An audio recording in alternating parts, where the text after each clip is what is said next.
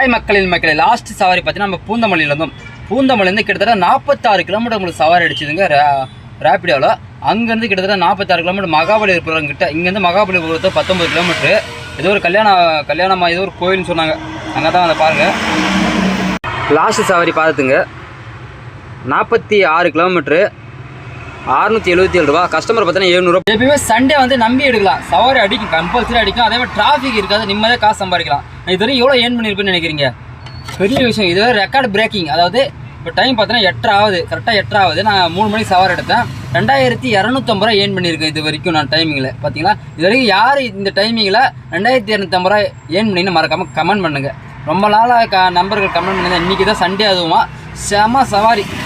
ஒன்று 29 கிலோமீட்டர், ஒன்று 46 கிலோமீட்டர், ஒன்று ஏகப்பட்ட சவாரி அடிச்சிருக்கு. வெயிட் பண்ணி தான் பார்க்கலாம். அடுத்து நெக்ஸ்ட்டு பார்த்தீங்கன்னா போகிறோம். இப்போ இதுக்கப்புறம் நம்ம வேளச்சேரி இந்த பக்கம் தான் போனோம். அடித்தா ஈஸியாக ரோட்டில் நின்றுட்டுருக்கோம். சவாரி எதுவும் வரல.